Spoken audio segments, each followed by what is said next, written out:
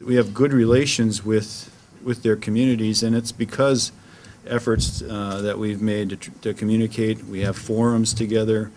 We talk about issues, such as crime. People are concerned about what police do, why police do certain things, identification, immigration, you name it.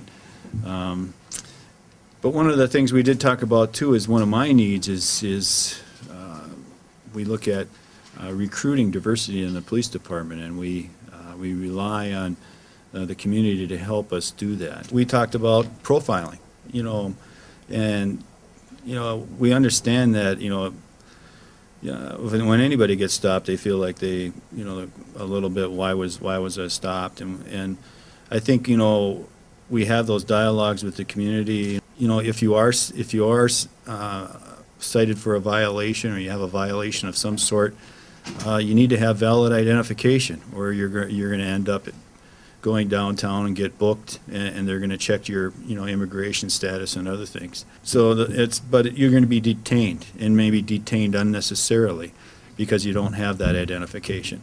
And we expand our identification here in Minneapolis. We take identification from both consulates that we include in our list of what we accept as valid identification. So we're trying to reach out, but we need to constantly communicate that. We have a program called the Community Service Officer Program. It's CSO, and that's how I started.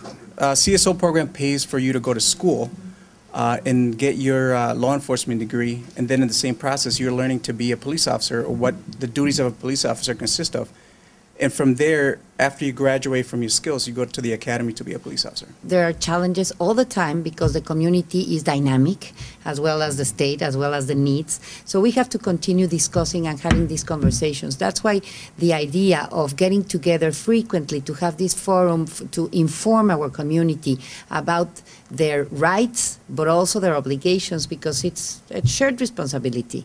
And they have to, they have to abide by the rules, because there are consequences if they don't. So we have to educate. So it's a big part of education, and we are willing to do that together with the police in order to let them know how to behave, what are the kind of documents that are accepted as an ID. The matrícula consular that we issue, it's accepted by the police, but sometimes we have to reinforce that. So we have to do our job in terms of educating the community.